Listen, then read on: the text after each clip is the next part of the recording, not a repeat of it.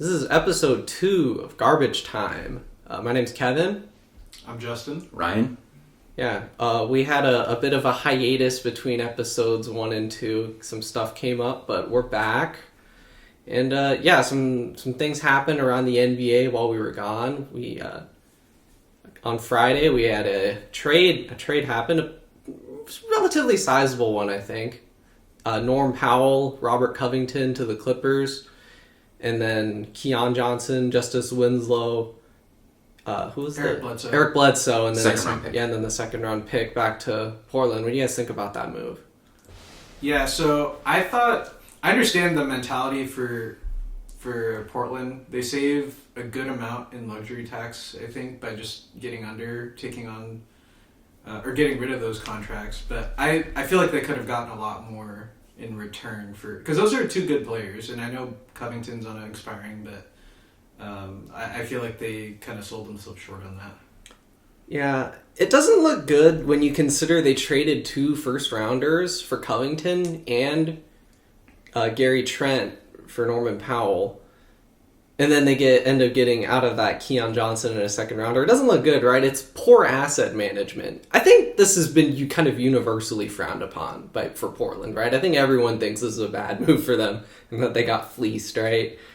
Yeah, I think getting rid of Gary Trent for the Blazers was a bad move. They got rid of him because they didn't think they'd be able to pay him. So they brought in an older guy who plays the same position that's smaller, doesn't fit as well with Dame, and they ended up paying him the same money that they would have paid Trent anyway. And now Trent might be better than him. Yeah.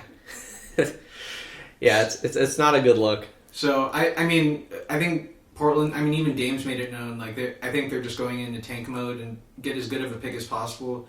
If I'm Dame, I don't know how I feel about that. You just traded away 2 key players on my roster, and they didn't get much in return to go make a move for a guy. So I don't know.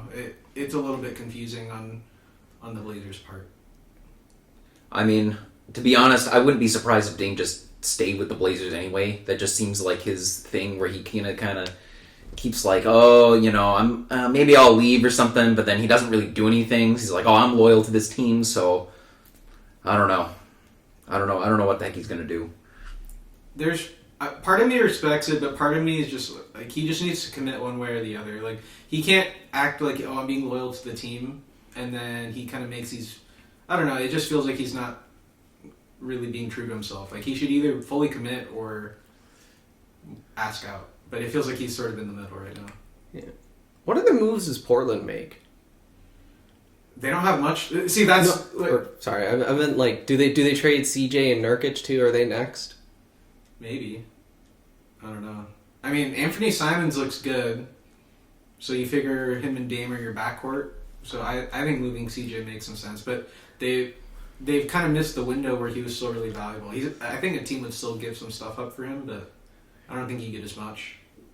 It sounds like New York and New Orleans are kind of interested in CJ because I think the Pelicans are looking for a point guard for to pair with Zion since they basically lost Lonzo and really got nothing back for him, and then New York's just always been looking for a point guard. They've just been looking for a point guard literally every year, and they just can't seem to really find one. I don't think CJ is exactly the answer to that problem. Probably not, but they're desperate, so I have a hard time seeing how CJ fits as a primary guy on a real contender. I feel like he's your 6th man. I think he's good enough to maybe be the 3rd option on a team, but New York doesn't have a 1st and a 2nd option to pair with him. Julius Randle has been bad. I think RJ Barrett could be a 2nd option maybe, but he's not there yet. And I don't know. This team, I feel like the biggest issue for the Knicks is they lost their identity of being a defense-first team, and you're going to bring in CJ McCollum, he isn't known for playing defense. Yeah. I'd rather bring him in than Westbrook, because that's the other. Yeah. That's also another thing people have discussed, because they have a bunch of kind of medium-sized contracts, guys who make $10 million that they could Yeah, you could flip those guys. Yeah, they could combine them into something. I don't know what that something is though. Yeah. So from the Clippers standpoint, though, of the Norman, to go back to the Norman Powell trade, I actually really liked it. Even if Covington's a rental, it gives them the option to try to bring him back. Maybe they flip him to another team before the deadline ends. And then Norman Powell's a nice player. I don't think he's at his current price point. I wouldn't say he's overpaid, but he's a nice scoring guard. He's a good defender, even though he is a little bit undersized. But I like him. So Clippers are just loading up on wing depth. Yeah, I was gonna say that. The whole team is wings now, basically. They got Reggie Jackson and a bunch of wings.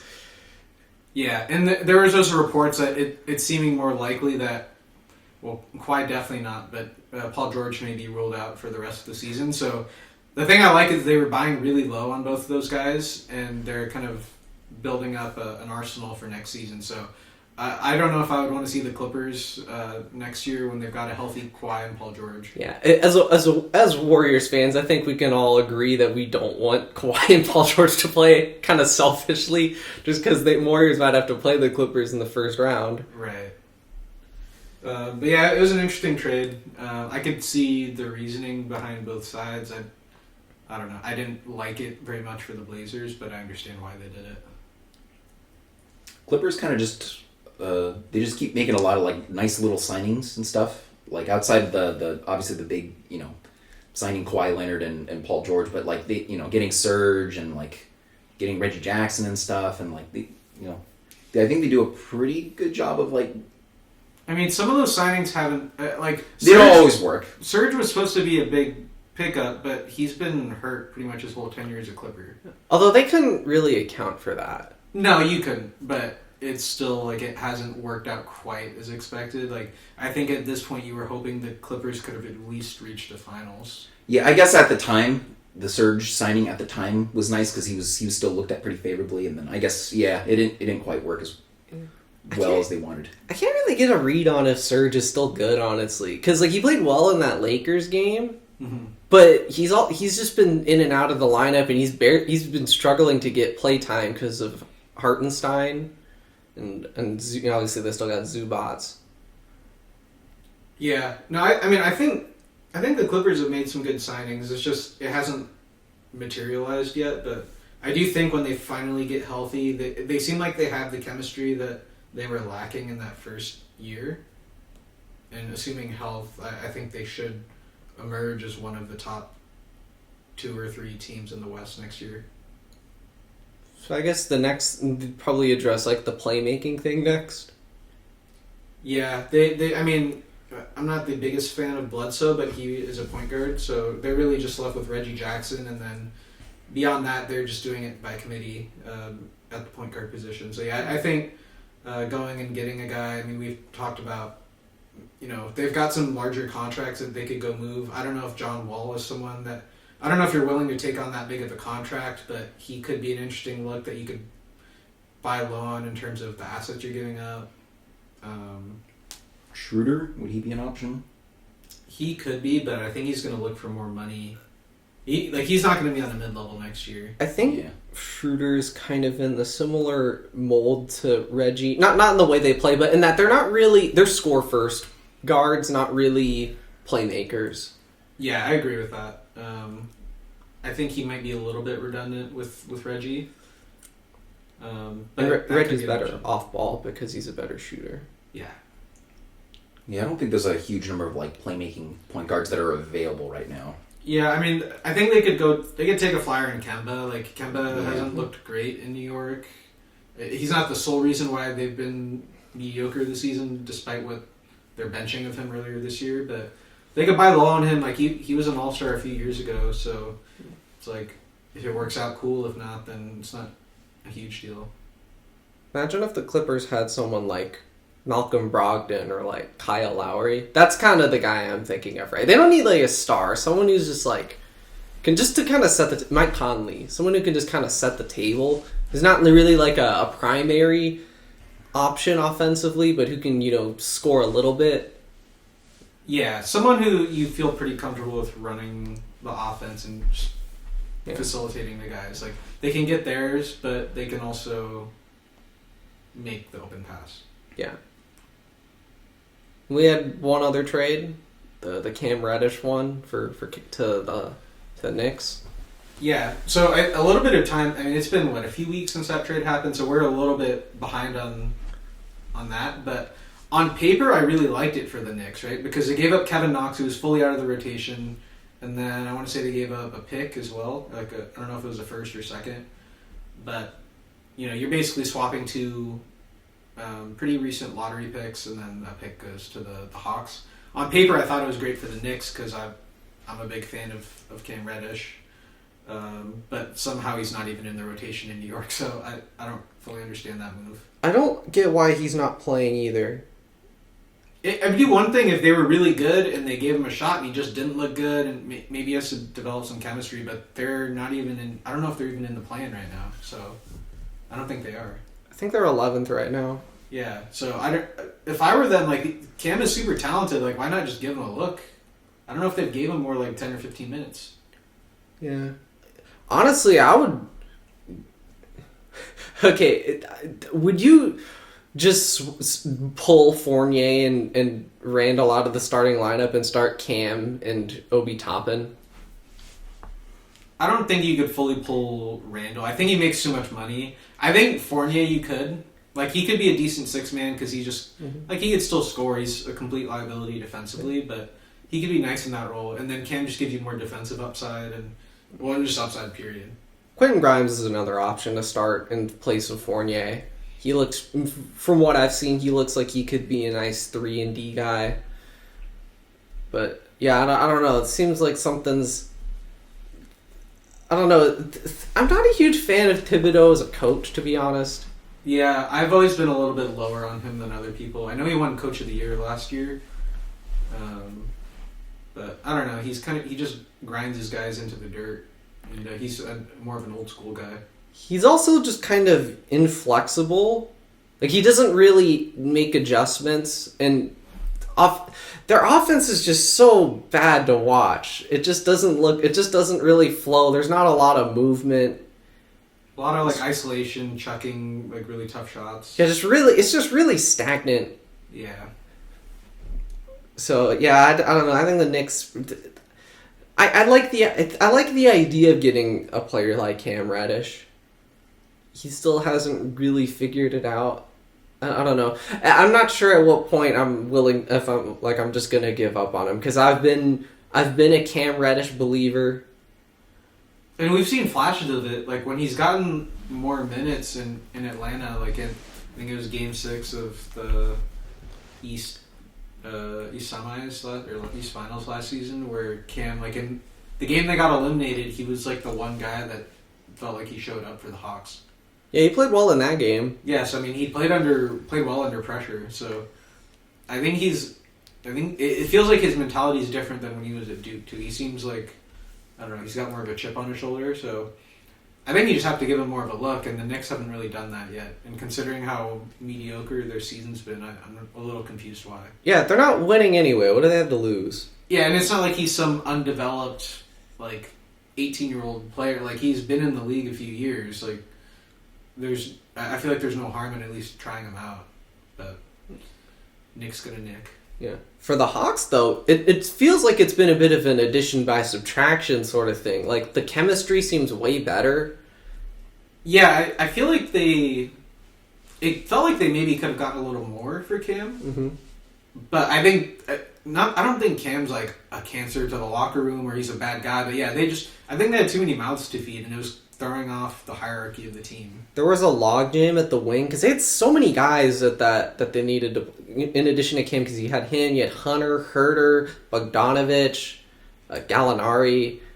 Didn't something sort of similar happen last year where, they changed coaches mid-season and that helped a lot, but I think they were dealing with a good number of injuries last season as well. And with those guys being out, I think it kind of just made things a little more clear. This is the game plan. This is everyone's role and what you're going to contribute to the team. Yeah, they beat the Suns, and their offense is pretty potent. And it had been this whole season. Yeah. It's really the defense that's been letting them down. Yeah, I think Okongwu's emergence has also kind of coincided with this. So it's not just like the Cam trade. I think Okongwu playing well has helped. Yeah, I mean, like, DeAndre Hunter hasn't taken the step forward that I think everyone expected from him. Capella hasn't been nearly as... I mean, Capella was really good last season defensively, anchoring that team, and I think he was a big reason why their defense looked, like, good. Mm-hmm. And this season he's taken a step back. So, yeah, having a center and a Okongwu to kind of take that next step and actually contribute has been big for them. Because the defense all of a sudden looks a lot better now. Yeah. And combined with the fact that they're still one of the most explosive offensive teams in the league, because they've got just a ton of shooting out there, and that the Trey Collins pick and roll is it the best pick and roll in the league? It's up there. It's up there, yeah.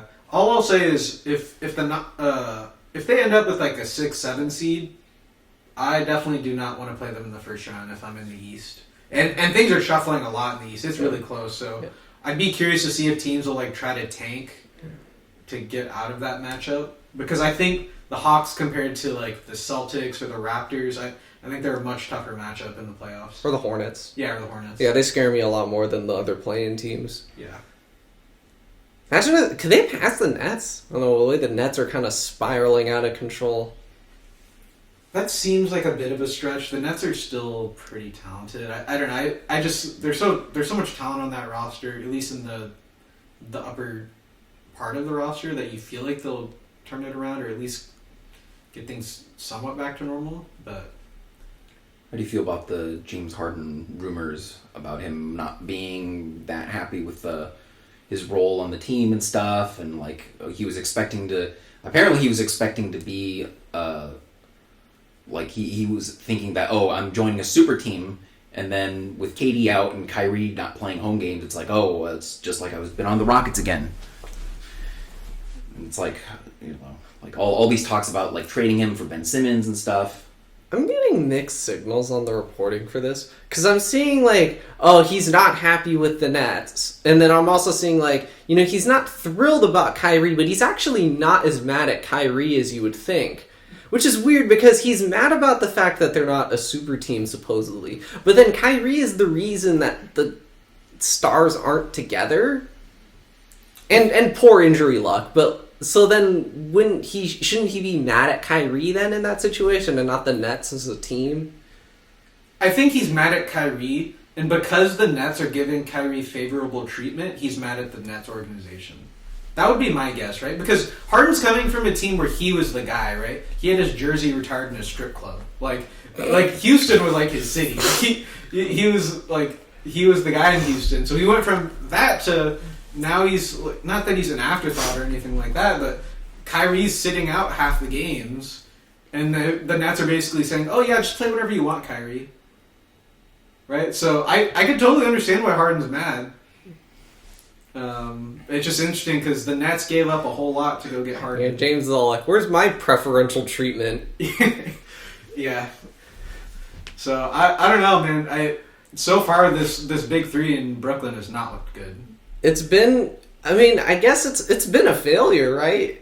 And part of that's injuries, right? They haven't had good injury luck the past couple seasons. Yeah. They were so game-breakingly good that the world is just conspiring to keep them from playing together. Yeah, honestly, that could be.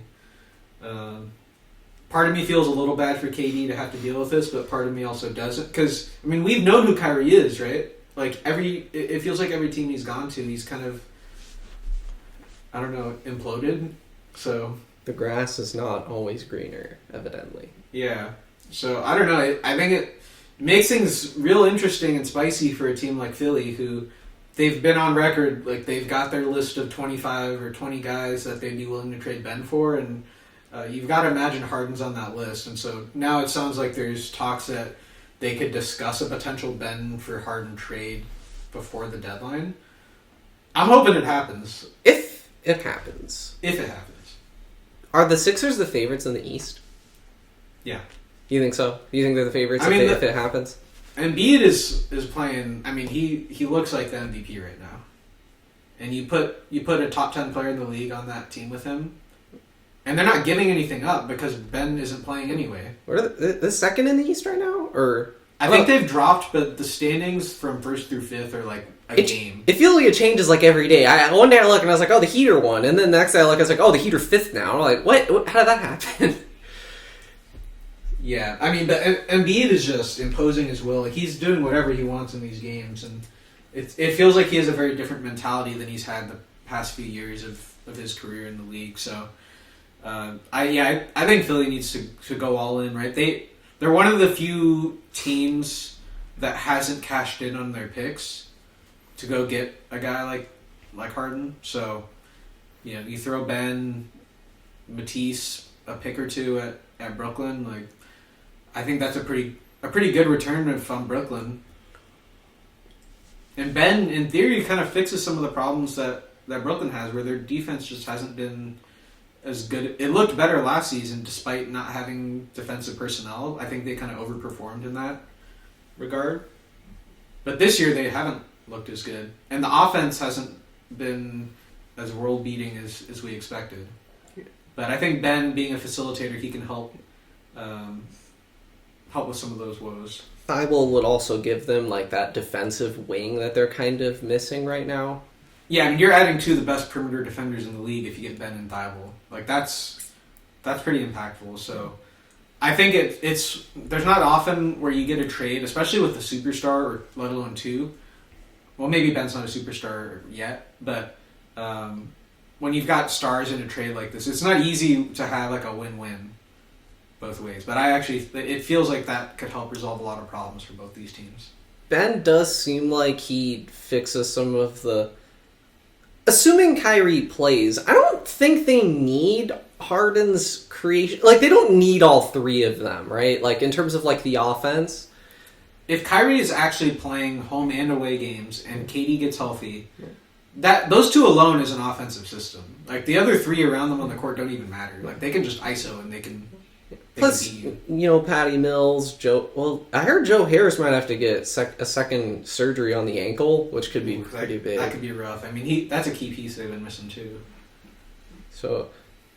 I mean, in theory, they've got plenty of offensive weapons, even if... Yeah, even without Harden. Yeah, that'd be interesting to see.